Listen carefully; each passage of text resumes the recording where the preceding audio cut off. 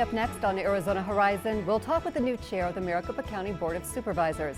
We'll visit with a Hollywood creative designer in town for a pop culture technology exhibit and hear from the author of a book that sheds light on a mostly unknown American Indian tribe. Those stories next on Arizona Horizon. Arizona Horizon is made possible by contributions from the Friends of Arizona PBS, members of your PBS station. Thank you. Good evening and welcome to Arizona Horizon. I'm Christina Estes, in for Ted Simons. State Superintendent of Public Instruction Diane Douglas testified today against a bill that she says will take away some of her power. The bill's sponsor, Senator Jeff Dial, says it's designed to clarify the duties of the board and the Superintendent of Public Instruction. Douglas says it takes away her oversight of board employees. The panel approved the bill and it now heads to the full Senate. The Maricopa County Board of Supervisors recently elected a new chairman. Clint Hickman is the new supervisor's chair, and he joins us to talk about his plans in his new role. Thanks for coming in. Hey, good evening. Thanks. You're 1 month in with this big title. How's it going? It feels just like every big title should feel. It feels all swollen up with power. But the chairmanship rotates through all of us once a year, so it's a good time for me to lead the county. You have said that you want to focus on economic development. Right. What do you mean? Well, I think that, you know, I was born here, and I've been involved in having a small business and growing larger. And one of the things that I feel needs to happen with our county, government purchases a lot of equipment, government does a lot of projects, infrastructure, buildings. And I'm trying to make sure that the local businesses that have been here for quite a long time, maybe small businesses, even when it comes to customer service, has the ability to come into the county, take a look, work with our procurement services, and see if they can actually grow by selling to county, state, federal government. That's one thing. The other thing is, as I've been a part of business, when you talk about rules, regulations, it's a really nice step for when I was and have been part of our business, and now to be on the other side, on the political side, and seeing and taking a look at these regulations. Is it truly enough regulation? Is it way too much? And it's been very helpful with that, bringing my skills to the table and trying to help Arizona businesses grow and compete here in the state. Speaking of regulations, I think it was just yesterday maybe that the air quality rules were revised. Yeah, the revised is the key term. After a lot of meetings with different stakeholders, big businesses, small businesses, SRP and Intel participated. We're now kind of going toward the thing to basically streamline our air quality rules and also make it a little bit easier for larger manufacturing businesses that talk about regulation to come in, do things a little bit different, and give them the ability to compete and maybe even put down some stakes here and start growing. How does that impact the actual air quality at all? Well, I don't think it impacts the air quality. It's our job as government officials to make sure that the air is clean and breathable, and that's another great thing to see where these rules come from and to help business in that regard. So basically putting down the manual for air quality and letting everybody understand it and get their permitting done before they start breaking ground and knowing what the rules are here.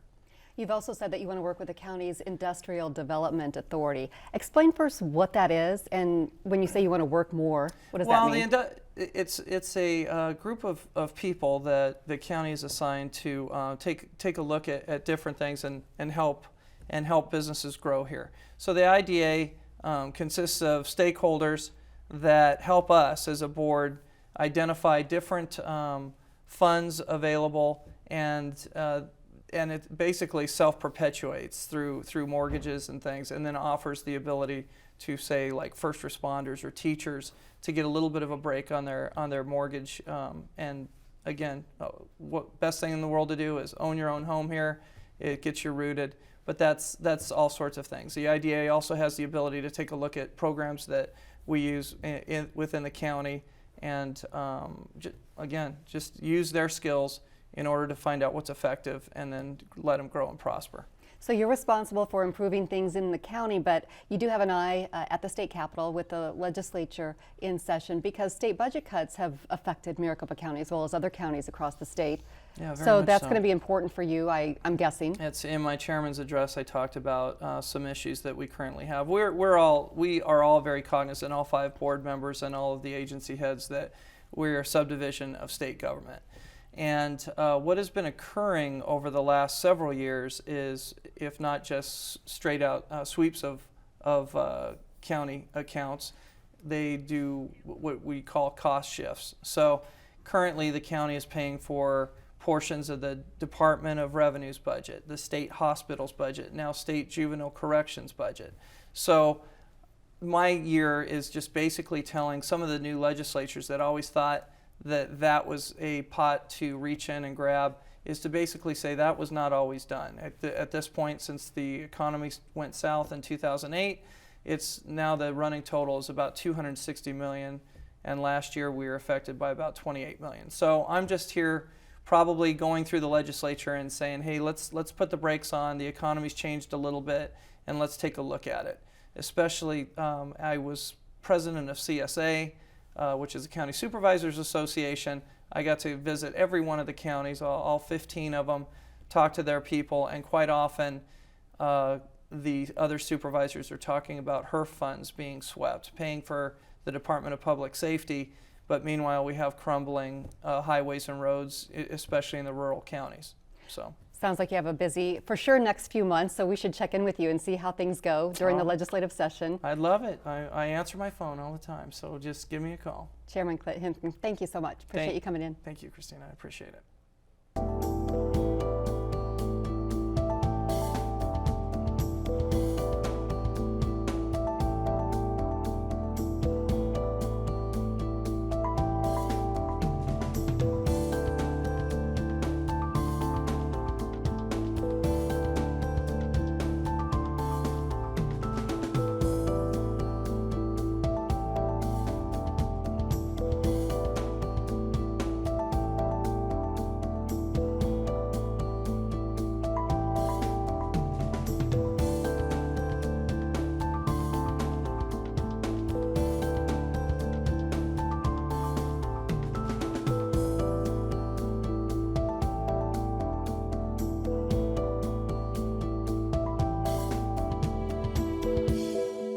Get the inside scoop on what's happening at Arizona PBS.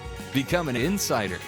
You'll receive weekly updates on the most anticipated upcoming programs and events. Get the insider delivered to your email inbox. Visit azpbs.org to sign up today.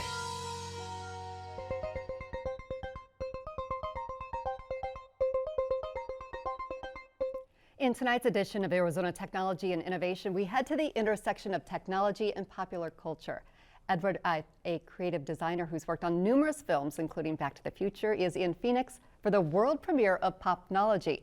It's an interactive exhibit at the Arizona Science Center that celebrates some of the greatest works of technology inspired by pop culture and imagination. The exhibit, which opens this Sunday, also examines how newly inspired technology will impact our future. Here to discuss all that is Edward Ith and Chris Barker, Special Projects Advisor for the Science Center.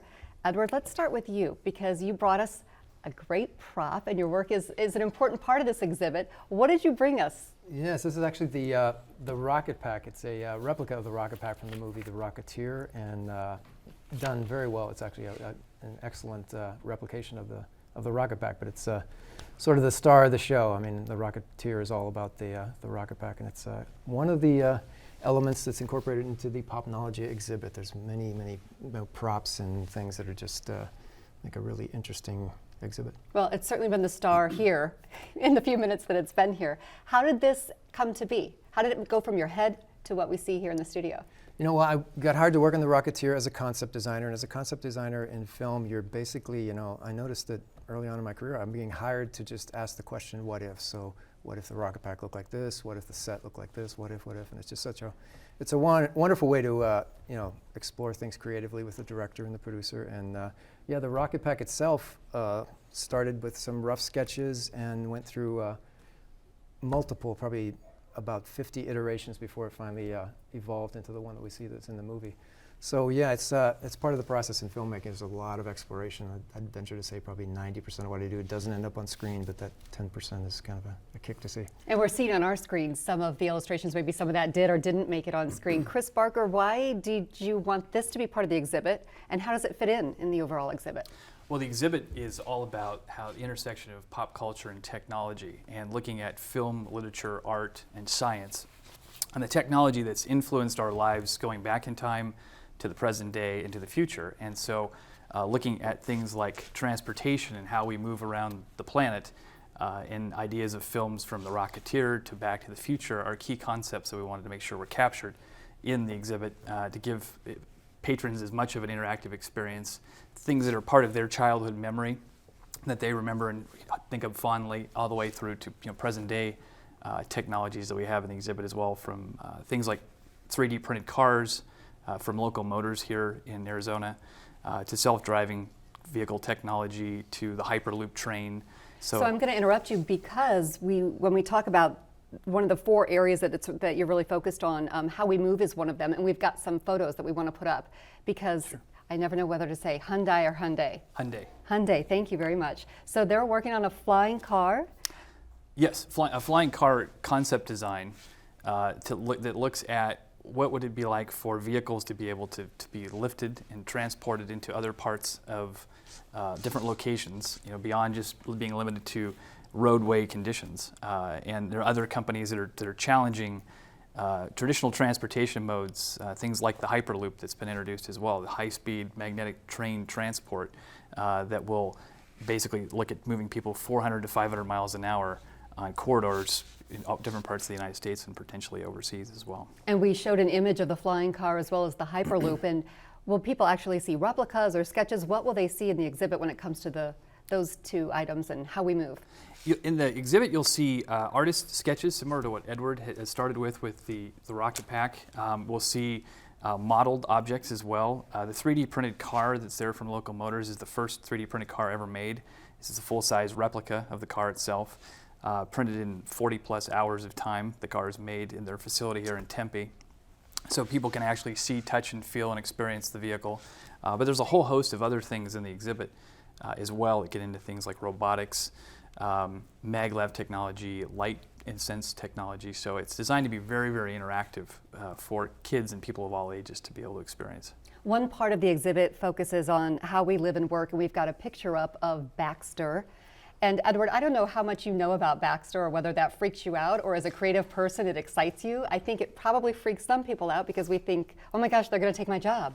Because Baxter is amazing, because Baxter can learn and can show facial expressions, I guess, from the screen. It's not a face, but when you see something like that, do you think, wow, that's cool? Or When I see something like that, I always think to myself, this is sort of like, it's a little startling to look at, but it's sort of the first generation. You have to, consider the fact it's probably getting more and more sophisticated, and the way things are changing now and the way technology is progressing at just sort of exponential levels. It's just interesting. I always just look at that and think, boy, the next generation, I would do this and change this, and it's just, it's probably a little threatening, a little strange, but I think it's sort of the first one, and then we'll see what happens. do you ever worry there's going to be a robot that can do what you do? There's probably going to be a robot that can do just about anything everyone does eventually. So, but I don't know. The creativity part, I think I'm safe, at least for the rest of my life. Well, good. I hope so. I hope that goes for a lot of us. Chris, when you looked at the exhibit, what stands out for you? I know there's a ton of stuff, but what made you go, wow? The virtual reality technology, we have an Oculus Rift station, so you can see what it's like to be in virtual worlds for kids who want to be in space, or to walk on the surface of Mars, or to do things of that nature. There's props from major movies. We have the R2-D2 robot in the exhibit that moves around, communicates with patrons walking around. We have the Alien, full-size Alien figure from the movie as well. I mentioned the 3D printed car.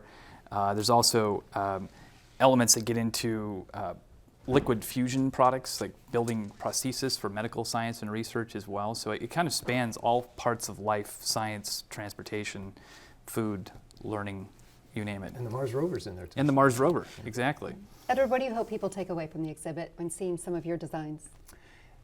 I think they just hopefully the exhibit to me encompasses innovation, so they might leave, especially I hope young people leave there a little bit inspired and maybe with some aspirations for a career trajectory or something, because there's so much there that can stimulate their imagination and engage them that I have a feeling it's going to be ideally an inspiring experience. We have just a few seconds left. Chris Barker, tell us the exhibit starts this Sunday. Correct, this Sunday, and will be on display through May 17th here in Arizona. And then we're kicking off, this is the first stop of a North American tour.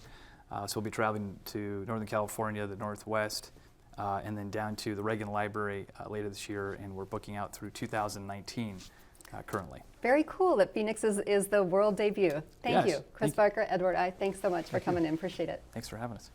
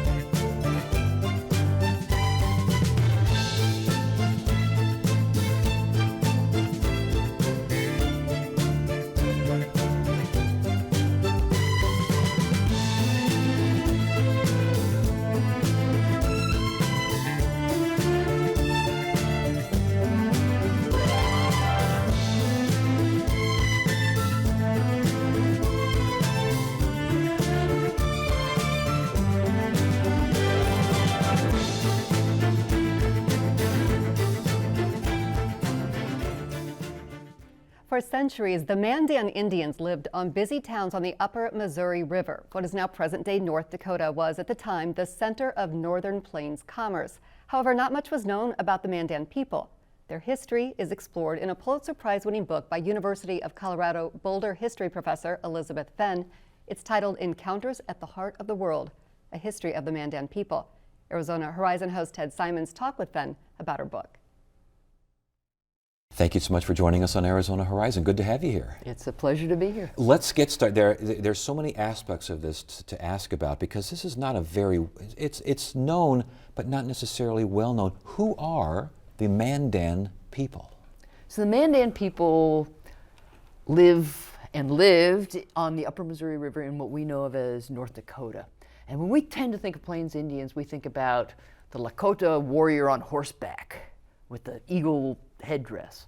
The Mandan people were agriculturalists. They lived in permanent villages, in earth lodges. So they weren't the quintessential Plains people that's so familiar to us, largely thanks to Hollywood. And again, present-day North Dakota, pretty much. What part? Like, was it centralized? Were they dispersed? They lived in central western North Dakota, right where the towns of Mandan and Bismarck are today.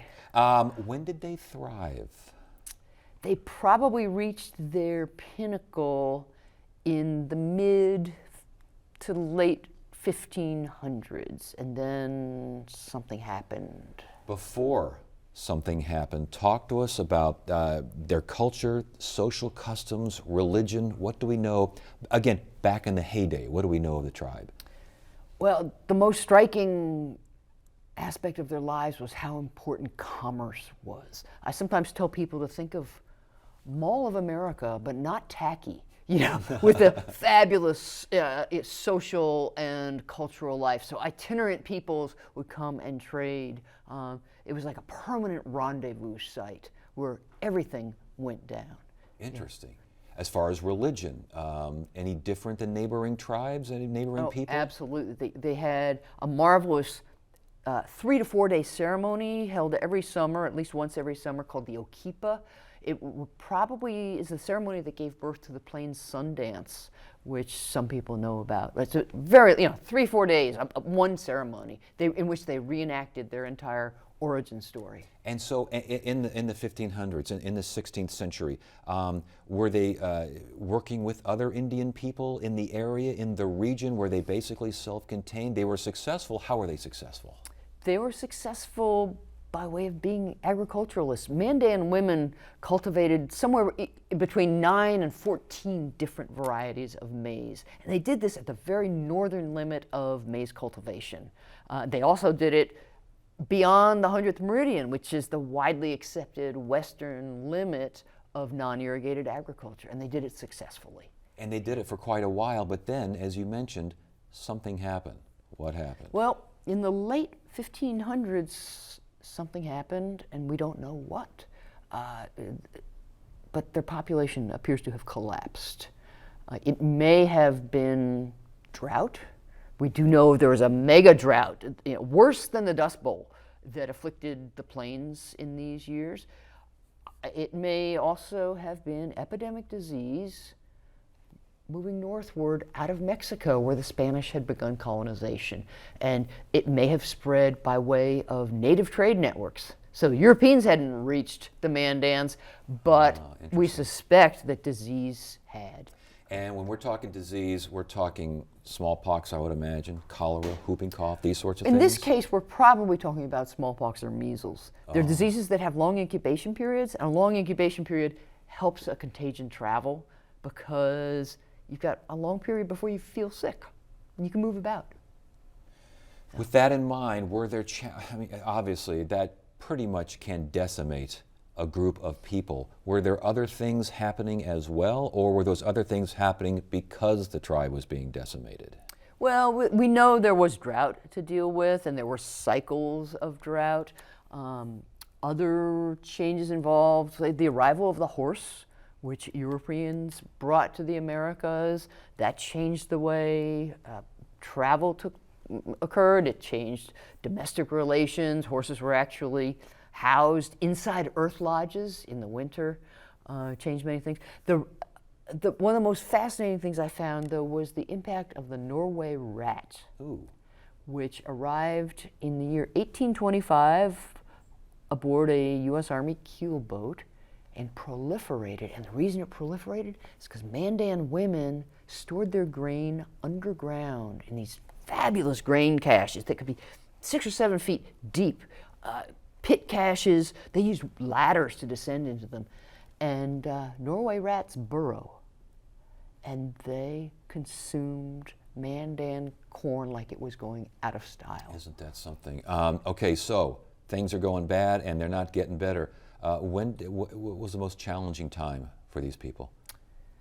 The most challenging time by far had to be 1837-38, when another smallpox epidemic struck them, brought up the Missouri River by a steamboat, and diminished their population from probably about now 1,500 to maybe 200 to 300.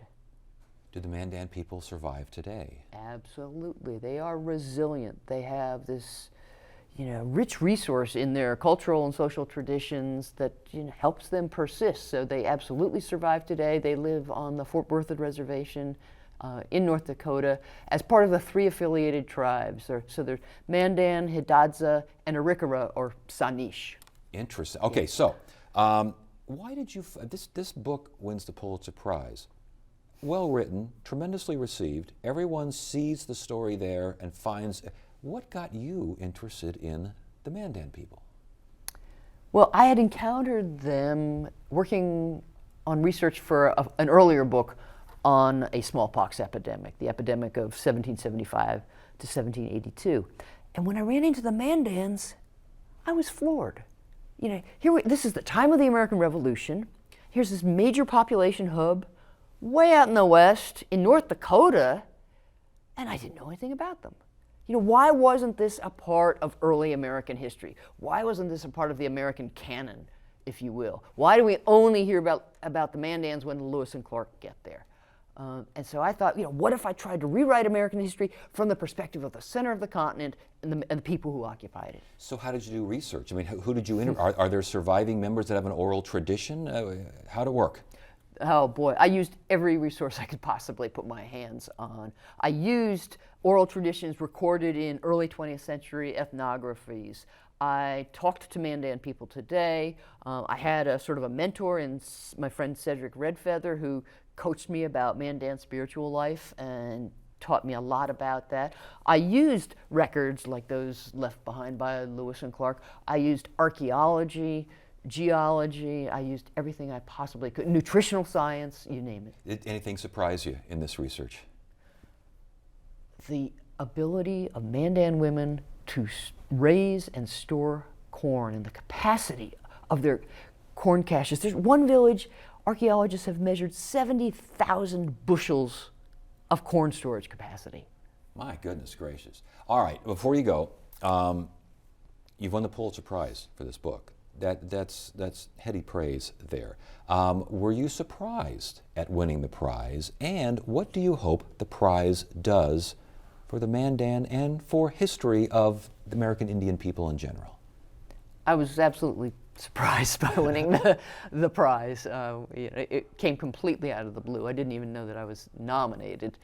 And it was a delightful moment. And it is, as you suggest, a delightful moment for the Mandan people too, to have their history recognized in this way.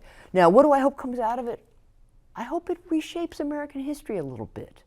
I hope it reminds people of the importance of Native Americans and that we really need to incorporate their history into our canon. This is American history. It's not just Native American history, it's American history.